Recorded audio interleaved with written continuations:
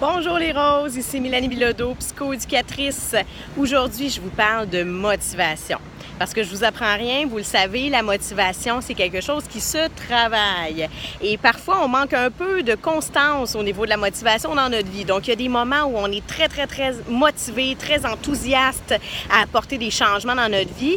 Et à d'autres moments, la motivation fait puis on semble avoir de la difficulté à la retenir.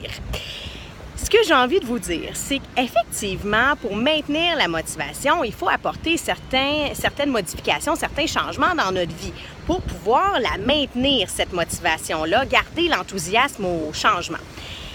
Mais il faut aussi savoir qu'il y a une question de contrôle sur les neurotransmetteurs. Donc, on a du contrôle d'un point de vue physiologique, donc dans ce qui se passe dans notre corps et dans notre cerveau. Je ne sais pas si vous avez déjà entendu parler de l'hormone du bonheur, hein? Parfois on dit ça, elle a l'hormone du bonheur. Donc, quelles sont-elles, ces hormones du bonheur-là? C'est la sérotonine, les endorphines, l'ocytocine et la dopamine. Et c'est de cette hormone-là que j'ai envie de vous parler aujourd'hui. La dopamine, c'est l'hormone du changement. C'est l'hormone de la motivation. C'est l'hormone qui va faire en sorte qu'on va être capable de passer à l'action, d'avoir un moteur à l'intérieur de nous pour apporter des changements dans notre vie. Le premier obstacle à la sécrétion de dopamine, c'est la procrastination. La procrastination, c'est remettre à demain ce que je pourrais faire maintenant. Donc, essayez d'éviter ça. Essayez d'éviter de procrastiner. J'avais prévu aller courir ce matin, mais je vais y aller, même si j'ai peut-être moins envie aujourd'hui. Plutôt que de me dire, je vais y aller demain. Non, je vais y aller tout le reste de la semaine. Là. Après ça, je vais y aller 5 jours en ligne courir si je ne vais pas ce matin. Aujourd'hui, je vais prendre ça tranquille. Ça ne fonctionne pas. Pourquoi? Parce que si vous remettez à plus tard, forcément, votre dopamine va diminuer. Votre motivation va également diminuer. Donc, il se pourrait que ça soit encore plus difficile de vous mettre en action dans 2 jours, dans 3 jours, ou pire, la semaine prochaine. Donc, c'est ce qui explique les gens qui me disent, écoute, moi, là, je m'entraîne pendant 3 mois, je suis motivée, puis après ça, je ne sais pas pourquoi, j'arrête une semaine, je pars en vacances, les enfants sont malades, puis après, j'ai de la difficulté à me remettre en action. Bien, il y a une question qui est physiologique, une question de dopamine. Le deuxième obstacle à la dopamine, c'est le doute. Cessez de douter.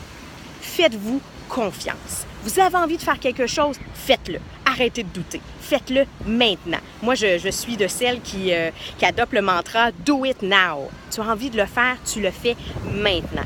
Le pire qui va arriver, c'est que tu vas te tromper. Le pire qui peut arriver, c'est que tu dises « Ah, finalement, j'aimais pas ça ». Bien, c'est correct. Tu l'auras essayé. Cesse de douter et fais-le maintenant. Troisième obstacle, c'est le manque d'enthousiasme. Donc, il faut se trouver quelque chose qu'on aime, quelque chose qui nous accroche.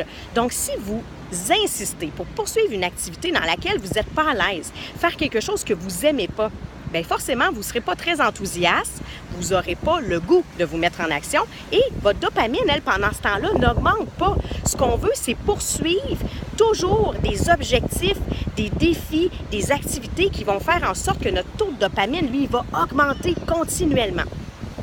Ce que j'ai envie de vous dire également pour maintenir un taux de dopamine constant, c'est plutôt que de vous fixer un gros objectif global et une récompense au bout, bien, je vous invite à plutôt prendre ce gros objectif-là et le décortiquer en plusieurs petits objectifs. Et au terme de ces ces petits objectifs-là, à chaque fois que vous les atteignez, récompensez-vous. On le sait, lorsqu'on se récompense, lorsqu'on vit des succès, la dopamine, d'un point de vue physiologique, augmente. Donc, plus vous allez vous récompenser, plus vous allez évidemment vivre des succès, plus vous allez vous faire plaisir, plus vous allez maintenir un taux de dopamine de façon constante. Parce qu'on le sait, si vous procrastinez, si vous doutez, si vous manquez d'enthousiasme et si vous ne vivez pas de succès, ce sont des comportements qui sont directement liés à une baisse drastique de dopamine. Donc, faites-vous plaisir, mettez-vous en action, faites des choses que vous avez envie de faire. Le pire qui va arriver, c'est que vous allez peut-être vous tromper et, encore une fois, je vous le redis, ce n'est pas grave. On peut toujours tout récupérer. Alors, je vous souhaite aujourd'hui de vous mettre en action de maintenir votre dopamine à flot, hein? Gardez toujours ça en tête et faites-vous confiance, poursuivez vos objectifs, gardez le cap et on se revoit très bientôt dans une prochaine vidéo. À plus tard!